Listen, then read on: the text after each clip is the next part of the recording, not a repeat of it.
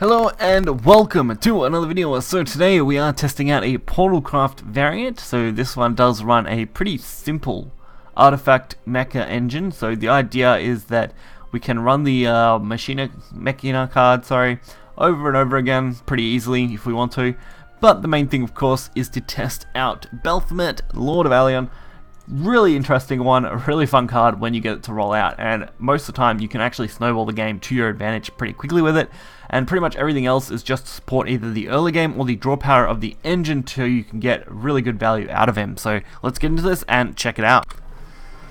So our first game here is up against Portal, so it's a Portal on Portal matchup. I'm still a little peeved I haven't got any of the alt Portal leaders from, of course, the card packs. I really want either one of them. They're both two of my favorite Portal cards. Spinaria and good old Orcus, which is great. So nothing really good in the turn 1 here. When you're in Resonance on turn going first, it's not great to use Ancient Apparatus. It's much better to use it turn 1 when you're not on the play, of course. And we got Belphomet straight off the bat, which is really good. The only problem with him is that he's draw heavy. Luckily this deck has so much draw power in it that you don't really usually need to worry. So we went with Miriam, throwing some cards into the deck.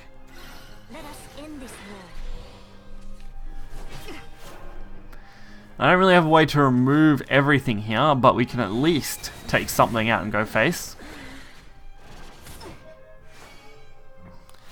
And since we can now start just flooding artifacts in our deck however we kind of please, it shouldn't be an issue.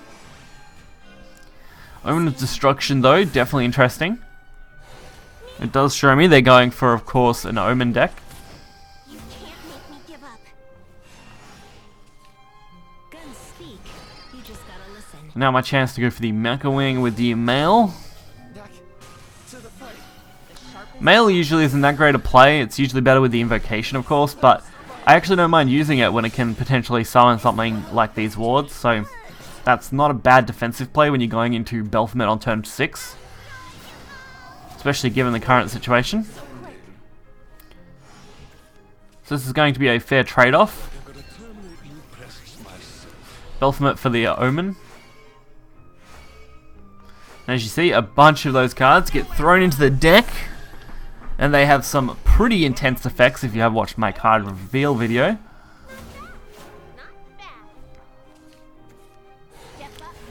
Miraculous Invention, Disciple of Destruction. Pretty common combo when you're looking for free draws. Or for the most part, free anyway. So Radiant Artifact it is, since it is turn 7 and we can't go for a turn 8 play. And just a few more artifacts into the deck.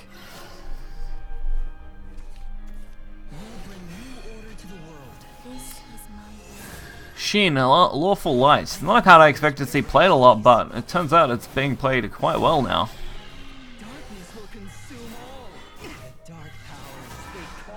It's not a big surprise, I guess, and that turn 8 play is actually going to be nuts now. Tisiphone is great. Since it's basically a free trade-off on 2 followers nearly every time, it's very unlikely you're not going to get that. And it really does force your opponent to have to deal with big followers over and over again. It's the only real way that they can actually survive, so it's definitely going to always work in your favor.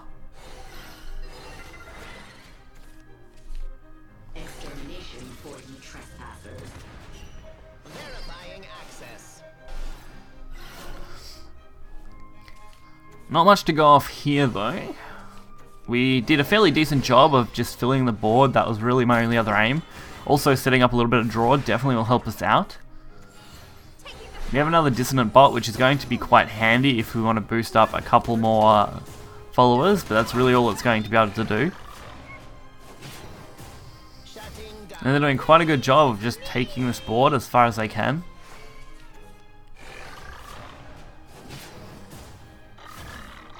And given their amount of damage, I'm not really surprised.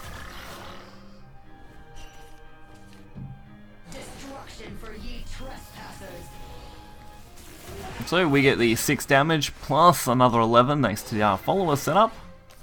and almost an impossible way to get rid of that 814. They could spend all their points trying to remove it, but it would not be a fun time for them, for sure. Change this world. So really no option but to concede. And next game we're up against Runecraft, with of course the new Tornado outfit. That's pretty cool. I actually would love to get the One Punch Man sets of outfits, but I just can't decide whether it's actually worth spending any money on, as it would cost me, I don't know, something like 15, 16 Australian dollars or something to really purchase enough crystals to purchase its set. Something like that. I might even be 17. I don't think it's any more than $17 for me to purchase the entire set. But we've got time. We've got until next month to decide whether that's actually worth the purchase, because I don't know if I'd want them if I'm not going to use them, and I already use other leaders for pretty much everyone anyway, so yeah, this doesn't seem worth it right now, even though it is a really cool tie-in. So really, we're not doing anything much different to last time. Just kind of playing out our curve in the early game is all we can really do, getting things as set up as possible. Ancient Apparatus and Prototype Warrior should do an okay job of at least developing our board a little bit. Guns speak. You just gotta listen. And we get a bit of damage in since they didn't decide to clear us out, which isn't a surprise against Rune. They don't typically deal with board spreads that easily. They're going for their Solomon. At least with Bifurcating Artifact and of course Augmenting Bestowal, we can actually get some draw power going, which should save us some time of having to dig through our deck for cards. And there it is, Ancient Apparatus. We didn't really get a lot, which is a little disappointing. But we did get at least a chance, so that could work in our favor a little bit.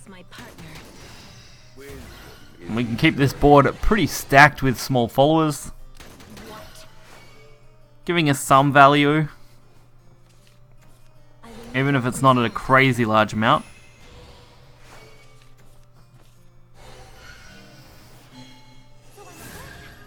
Tetra, it's a pretty good way to deal with this on their part. You're going to be able to at least clear a couple of things, so can't really get too mad at them for that. And we have Mail. I don't think we've got really anything great that we can pull with it, although we do have, I think, oh, we have a couple of things, I guess, so that's not so bad. I probably should have healed up 5-1, to be honest. Would have avoided anything like a magic missile play, but doesn't look like that's what they're going for anyway, so I guess it didn't make a big difference. Unfortunately, we are starting to get to a point now where we really need to draw something good to make a difference. And that's not bad. Displace a bot should work to some degree. It may require some pre-setup though, if we want to take any decent advantage of things, or maybe just Angel. That's not a bad draw and gives us something on the board, so it's not a bad thing just to stick down. And the Seal of Solomon and Rayos. This is the combo I mentioned in my Rune video if you guys haven't checked that out. It's definitely one of the more interesting ones to go with if that's what you decided to do. You could also go Rayo first. That would be a pretty decent play as well normally. So Prime Artifact. Not really a favourable trade, but I mean it worked out for us. Can really limit what our opponent could put out. Since every turn for the next 3 turns basically, we're going to have a 5-drop damage card, which is going to be pretty nuts to deal with. Double Flame Destroyer though is a pretty decent way to really stop me in my tracks. It's going to take a lot to deal with this now, which is really not favourable. And I did decide to go for Displace the Bot. May have been a mistake, but I made the decision hoping for a decent artifact. And Radiant isn't really a bad one. Solomon again, this time probably already spell boosted, of course. That's to be expected. That's why Rio is actually cool, because once you get him down and then you go for some more Solomon plays, you can do some pretty insane combinations. That's why I'd love to test that out. I think I'm going to come up with a variant that works with that. in mind. Unfortunately though, we didn't quite get what we needed. If we had got another Radiant, we could have won the game. So now all we can really do was heal up. Prophetess of Creation, geez, that's another interesting one. Maybe so they can go for the Solomon. I mean, that does work from what I can gather. Solomon into Prophetess of Creation for 0.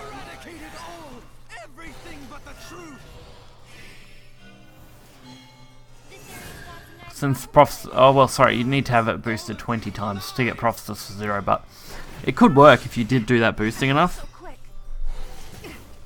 So with just 1 health left, and they couldn't take out my entire board, a big mistake on their part, Radiant Artifact closing the game and winning us the victory right there.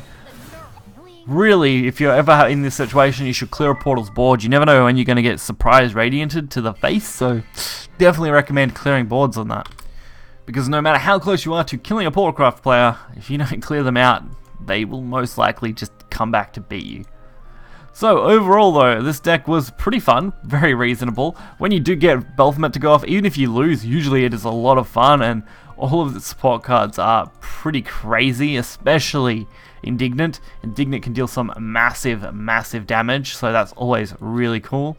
And everything is actually just super interesting. I would love to get a chance to use Storm on this, although most people will target it first. The Dissonant is actually great and a lot of fun, and I would love to actually also get a set of plays where I could just go for 2 or 3 of these kind of cards in a single turn. It wouldn't be easy, it'd require definitely some Phoenix Roost from our opponent, but could be some awesome plays. So if you guys did enjoy this video, hit the like button and subscribe. You'll find the deck list in the description below. Until next time guys, see ya.